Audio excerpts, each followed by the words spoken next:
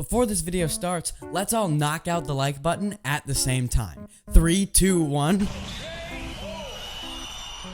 Awesome. Now, onto the real video. As you all may know, I love controllers. I've talked about them a fair bit on this channel, and most of my videos, I think, are about controllers. They're super cool, but I actually have quite the hefty controller collection. So in this video, I kind of wanted to showcase them, some of my favorites, some of my least favorites, and show you all the ones I have. Let's go. So I wanted to start with kind of the different brands of controllers I have. So let's start with PlayStation.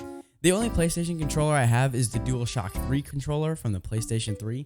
I actually really like this one. The PlayStation 3 is one of the first consoles I ever played on. I think it might have been the second console I've ever played on. And I really like the PlayStation 3 controller. It kind of fits nice in the hand.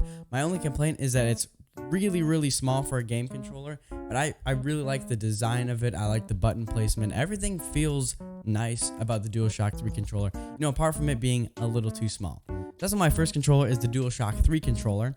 That's the only PlayStation controller I have. Now let's go on to the Nintendo controllers I have. The very first Nintendo controller I have is the Wiimote for the Nintendo Switch. This one is actually the Generation 2 because it has Wii Motion Plus inside. I don't know if you can see that, but it says Wii with Wii Motion Plus inside. So basically is the second generation of the Wiimote. Now I really like this one. It's not really one of my favorites. I do not like the design. I like the games you can play with the Wii. The Wiimote is really good for the Wii specific games. Wii Motion, Wii Play Motion, Wii Sports, Wii Fit, all stuff like that. However, it's not really good and practical for other types of games. Like I know there's Madden for the Wii. I know there's some shooter games for the Wii. But the Wii coupled with the nunchuck is not very good.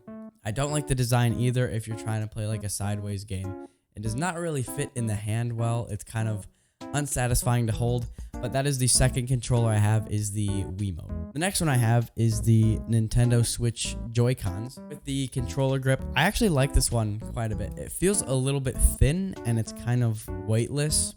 Maybe I'm just really strong. I don't know.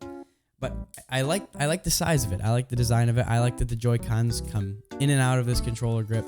And it's super cool. That's the third one I have is the Nintendo Switch controller grip.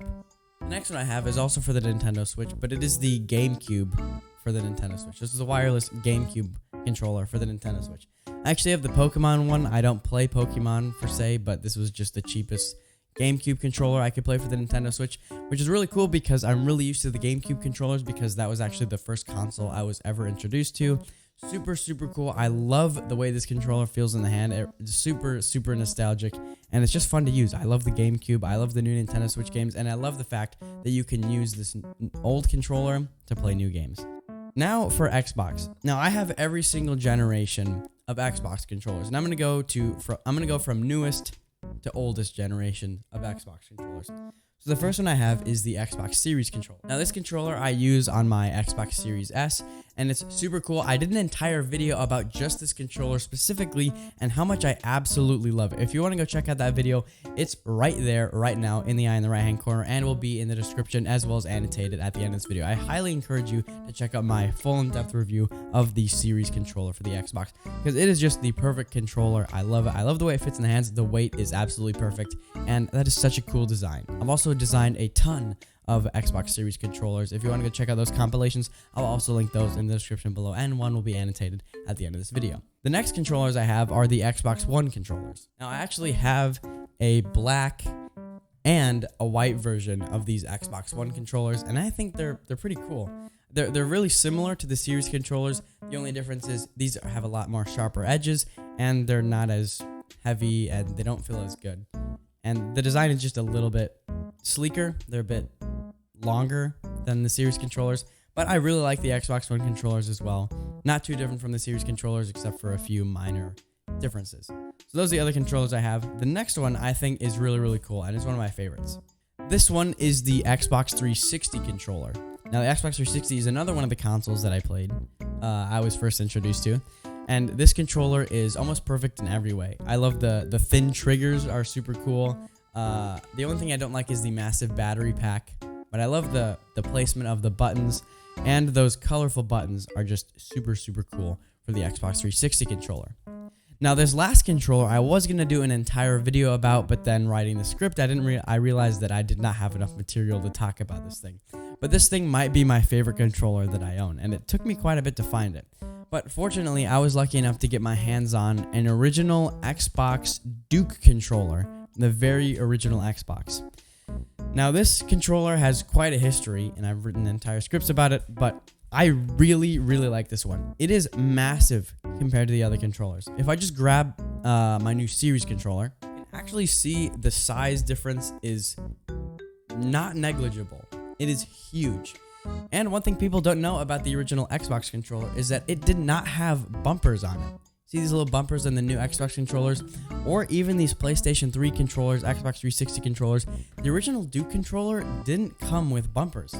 As you see, the only thing it has in the back is places for it to plug in, and obviously the giant USB thing that is insanely long. The cord is long. There are no bumpers. Instead, with the Duke controller, you have these two little buttons on top of A, B, X, and Y, and they are what are the LB and RB that would later be known as left bumper and right bumper. But now there's no bumpers, and it's just a massive, massive controller. I really like this one, though. It's very heavy.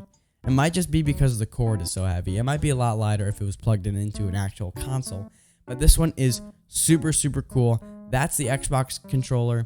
And yeah, this is my controller collection. I'm really, really fortunate to have all these controllers. They're super, super cool, and I hope to get more controllers in the future. Thank you so much for watching. I appreciate if you've made it this far in the video. If you've made it this far in the video, comment Duke in the comments. And as always, I'm SavageSkull, and I'll see you on the flip side.